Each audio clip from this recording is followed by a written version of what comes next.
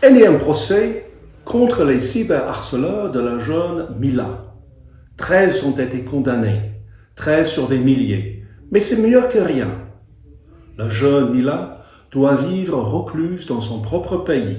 Son seul tort, c'est d'avoir parlé vulgairement de l'islam en réponse à un jeune musulman qui l'avait insulté en dénigrant les lesbiennes. Aurélien Marc salue en Mila une lanceuse d'alerte. Son cas montre combien l'islam politique impose petit à petit ses normes dans notre société. Les vrais coupables sont notre idéologie diversitaire, notre passivité collective et l'inaction des pouvoirs publics. Jean Messia, qui a quitté le Rassemblement national à l'automne dernier, analyse ce qui ne va plus dans son ancien parti.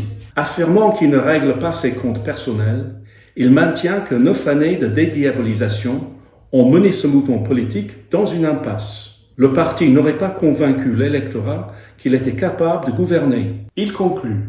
Que faire alors? Encore un peu de patience? On en reparle bientôt. Qu'est-ce qui se trame? Une machine de propagande progressiste financée par le contribuable. Je parle évidemment de France Inter. Didier Desrimet, pourtant pas plus masochiste qu'un autre, a écouté cette radio à la recherche de perles de sagesse woke à partager avec nous. Il a été comblé par l'émission Sexo de Julia Foyce, appelée « Pas son genre ». Toutes les cases prévisibles sont cochées. Promotion de l'écriture inclusive, citation à l'appel de Virginie Despentes et de Judith Butler, soutien ardent à Alice Coffin, adulation du dernier livre de Caroline de Haas, on en rit. Mais cette propagande contradictoire est présentée sans aucun contradicteur. La cause laïque, après tant d'attentats islamistes et de provocations communautaires, devrait désormais aller de soi. Il n'en est rien.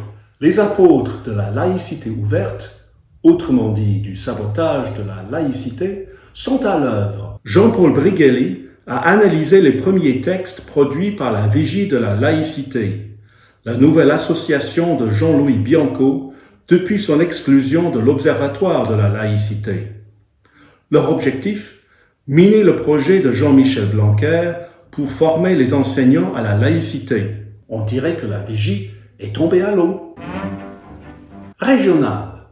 Pourquoi Valérie Pécresse a-t-elle bénéficié de soutien de socialistes comme Jean-Paul Huchon ou Manuel Valls? Jean-Paul Brigelli nous explique que, même si elle était favorite, il y avait un risque que la coalition grotesque entre les Verts, le PS version Pulvar et la France insoumise l'emporte. La centre-droite version Pécresse était infiniment préférable à une alliance nauséeuse entre extrémistes décolonialistes et intersectionnels. Que votre gastronomie ne soit pas blanche, que votre budget ménager soit genré, que le résultat de votre test PCR soit non-binaire, car ce week-end, même le ciel sera voilé.